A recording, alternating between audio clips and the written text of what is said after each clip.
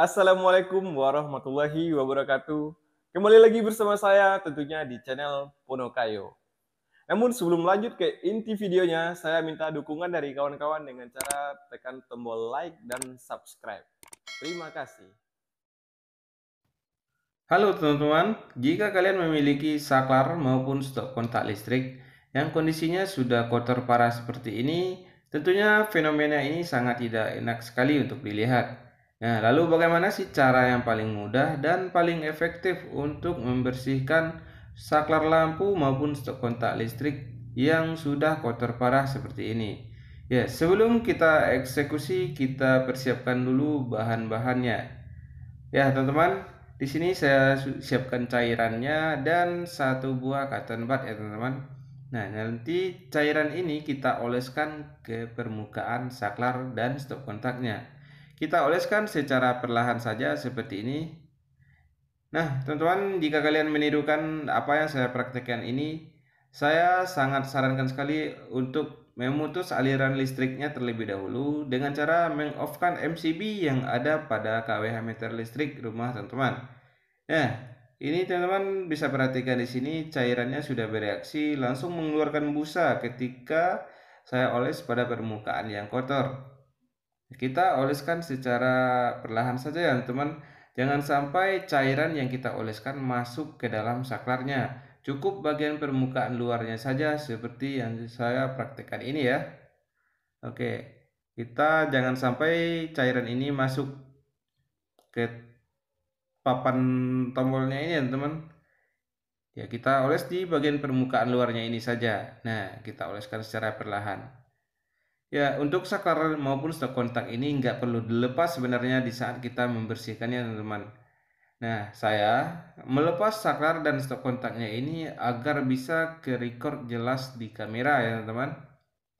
Oke, kita oleskan secara perlahan dan ingat jangan sampai cairannya ini merusak cat di sekeliling saklar maupun stok kontak, teman-teman. Makanya saya menggunakan cotton bud yang permukaannya kecil agar tidak merusak cat dinding rumah teman-teman. Nah, teman-teman bisa perhatikan saya oleskan sedikit-sedikit saja, asalkan olesan cairan ini merata, tidak perlu tebal ya, tipis-tipis saja, yang penting pengolesannya rata. Oke, lebih kurang caranya seperti ini untuk saklar lampu ya teman-teman. Nah, setelah saklar lampu ini selesai, kita lanjut untuk membersihkan stok kontak. Stok kontak ini juga harus hati-hati membersihkannya, teman-teman. Nah, kita oles di bagian permukaan luarnya ini saja.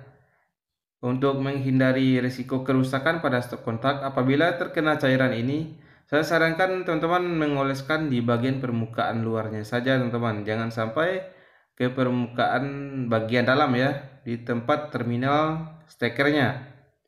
Oke, yang bagian luarnya ini saja. Karena plat RD maupun baut yang ada di dalam apabila terkena cairan ini bisa rusak ya teman-teman. Jadi cukup teman-teman oleskan di bagian luar ini saja. Nah, plat RD ini apabila terkena cairan bisa berkarat teman-teman. Jadi bakalan cepat rusak. Nah, setelah selesai dioleskan semua, kita tunggu lebih kurang 15 menit. Kemudian setelah 15 menit berlalu, kita siapkan kain kecil ya teman-teman. Sepotong kain seperti ini untuk kita lapkan ke cairan yang sudah kita oleskan ke saklar maupun stop kontak tadi. Nah, hati-hati di sini teman-teman, jangan sampai cairan tadi mengenai tangan teman-teman, karena cairan ini lumayan cukup gatal juga ya apabila terkena kulit.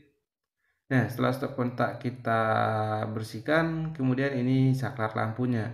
Saklar lampunya udah lumayan bersih karena reaksi dari cairan ini sangat cepat ya teman-teman. Kita lap semua ya yang sudah kita oleskan tadi sehingga saklar ini bisa bersih dan mulus kembali.